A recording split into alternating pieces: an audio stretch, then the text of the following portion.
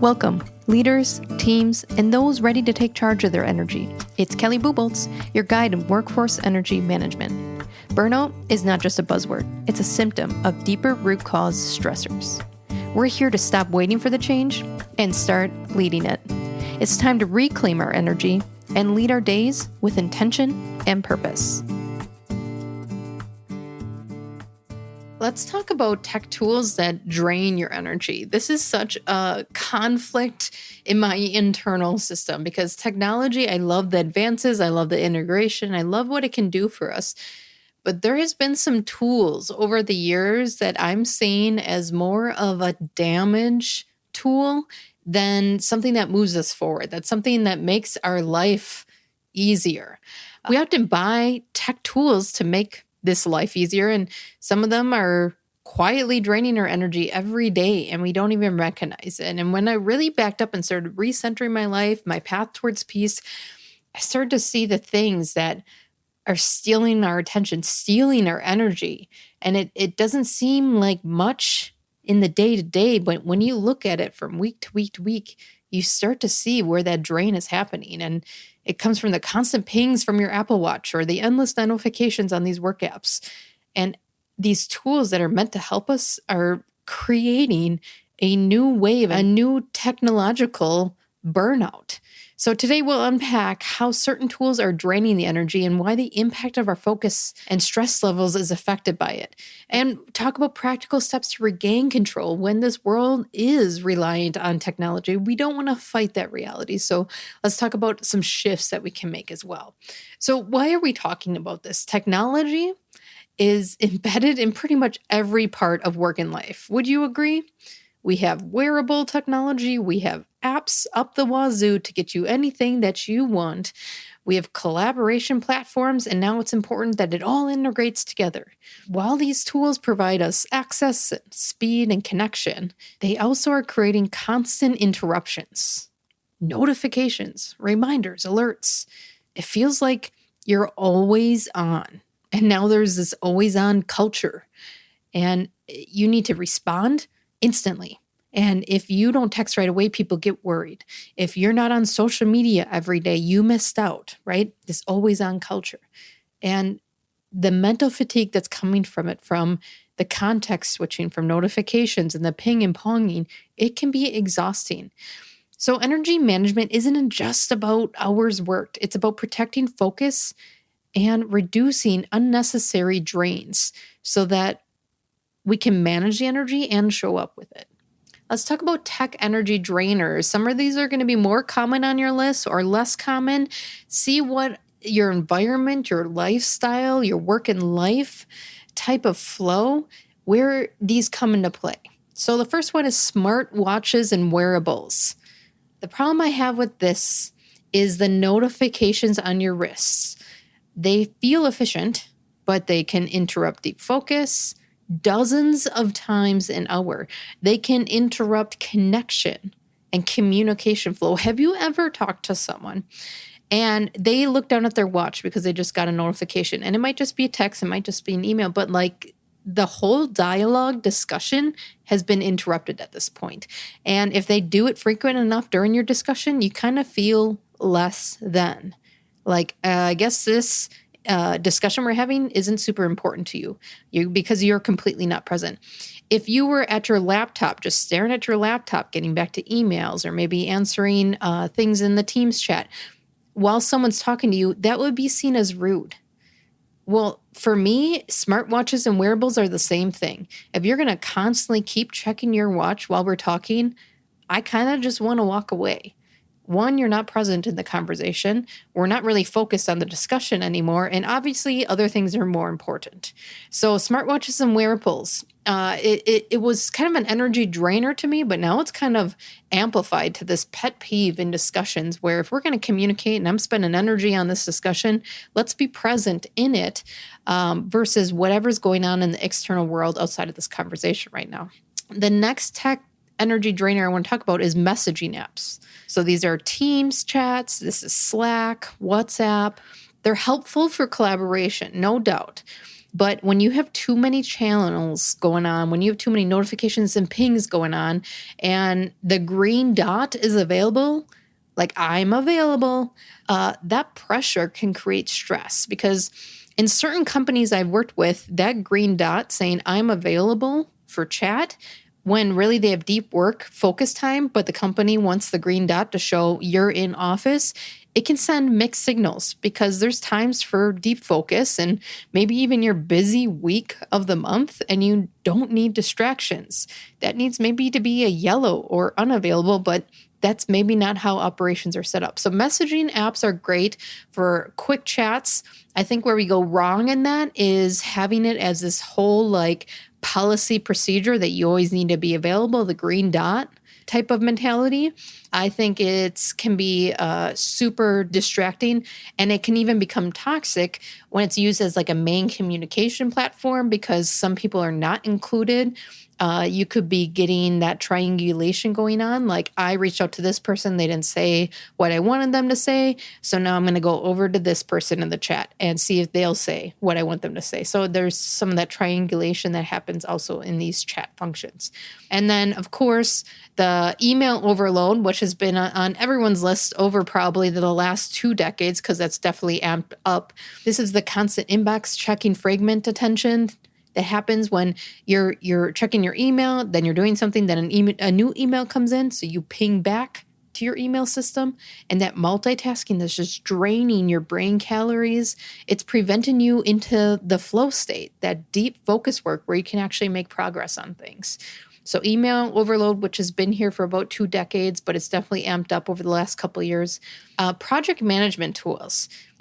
Project management tools are great when done correctly, when the software and system is aligned with the culture and operations that you have. I think project management tools can be drainers when they're overcomplicated, and it actually creates more work, and you have to do additional steps to track work and also rework because people don't understand the system enough.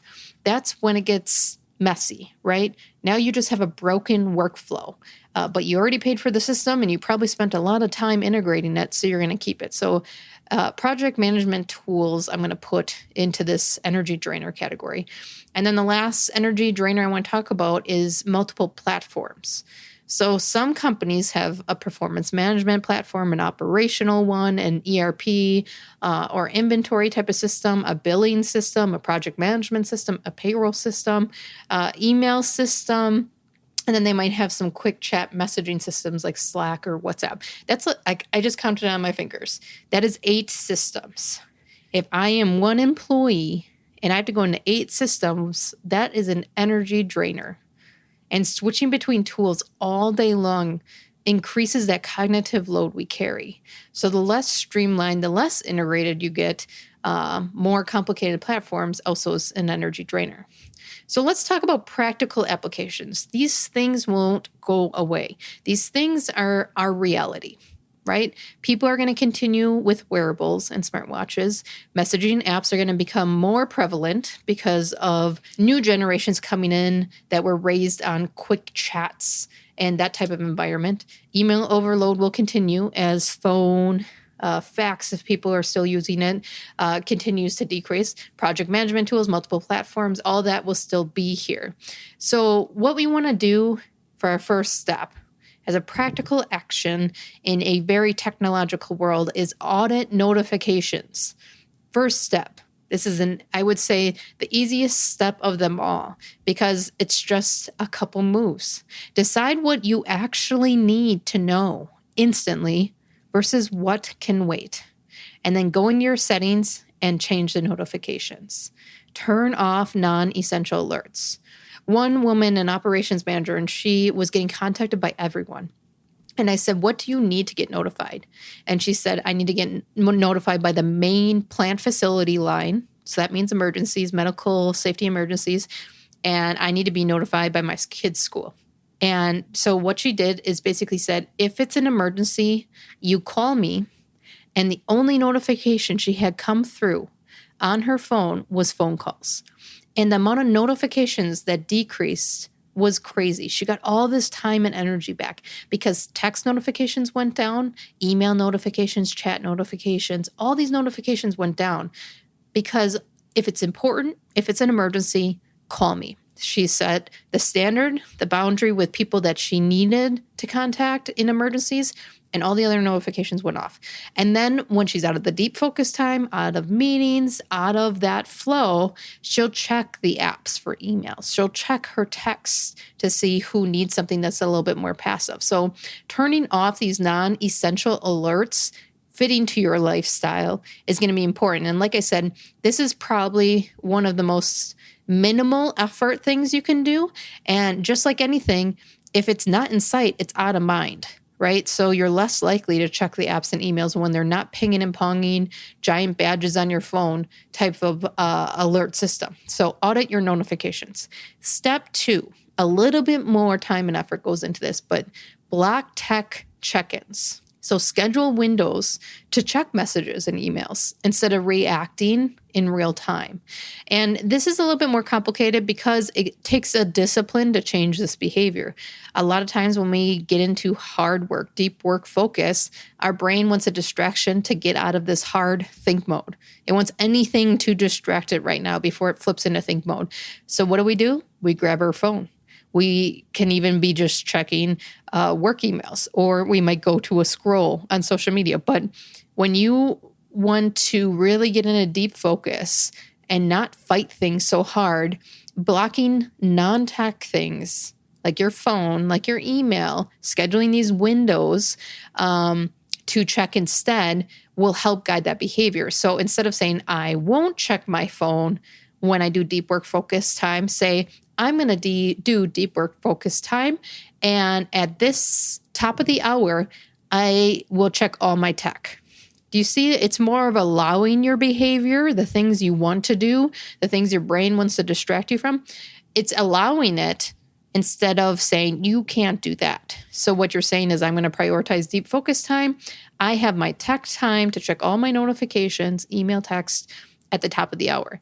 It basically dedicates the next focus time is just towards technology. So the second thing is blocking out tech check-in times. So scheduling windows to check your messages and your emails. The third step is using Do Not Disturb wisely. I have some friends that after like 4 p.m., if I try to text them, it says in their message that this person may not receive notifications as it's in silent mode. And I asked one of them, I said, what is that? And they said, oh, you can set it up on your phone for like a do not disturb mode. And they have a few emergency contacts that can get through. But basically, their phone doesn't ping, pong, light up, or anything. And what I thought was cool about this is it's notifying the person who's trying to contact them that basically they're not going to contact you back unless they look at their phone. It's a do not disturb. Right? Their notifications are up. And I love that because that's a two-way communication, right? It's not that this person's ignoring you. It's not that this person's in danger. It plainly says this person has notifications set off at this time. I love that. So what is your do not disturb time? And can you leverage that? Use it wisely. Use the modes available on your phone, on your laptop to protect that energy during deep work time. During off work time frames. I used to check my work email like multiple times throughout the evening when the standard was, if there's an emergency, you call. I don't even need to be on my phone. So what I should have done is turned off my notifications on my email, which you can also do in settings, and it doesn't even refresh until the next day when I want it to. That's also available. So do not disturb. How can you set that up wisely? Leverage that. Step 4. Simplify your stack. When you have too many tools, too many apps, just like the too many platforms in your organization, it's wasted energy. Where can you consolidate? Where do you need separate apps? So for example, I have 3 kids in school, so I need all the different school apps. But what I don't need is all the different emails because it's all in the apps. I have a couple different social media platform apps, but then I also have a social media manager application, which I can navigate all my posts, comments, things like that from that. So technically, I don't need all these social media apps on my phone. So where can you simplify your stack? Reduce the tools, so that everything is either integrated or there's just one thing that you go through to manage it all. And step 5 is the reframe. And this one helped me. Tools are helpers, not bosses. Let me say that again. Tools are helpers, not bosses. You control the tech, not the other way around. You ever feel like you wake up and you have to check the apps? You have to check your email. You have to check the news. You have to check social media. And it feels like there's this control over you. It's because it's an addiction. But reframing this, that these are tools. I own them. I'm the user. Make intentional choices about what supports your energy versus what drains it. Reclaimed my energy. I started reframing that some of these things I don't need and you don't need to be there. And the hold was released. They do not own me. It is not my boss. If it is not helping me and it is hurting me, it's got to go. So that is a little bit more hardcore take on it than just turning off notifications. But if you continually find yourself ping and ponging, distracted by technology, I want you to know it has control over you. It's your boss. It owns you. You need to flip that script and use it as a tool. And if you can't help yourself, that tool needs to be removed. Tech is powerful, but unmanaged tools can chip away at your focus, at your energy, and your overall well-being. So take 5 minutes, 10 minutes this week to do a tech energy audit. Turn off one set of notifications and see how much lighter your day feels. Today's step matters. It's in the micro moments that real change begins. Managing your energy isn't about shame, blame, or disrupting your lifestyle. It's about the small, intentional choices to reclaim that natural energy. If this episode hit the mark for you, share with others. This journey doesn't have to be lost and lonely, but exciting and full of new paths. See you back here to continue the adventure.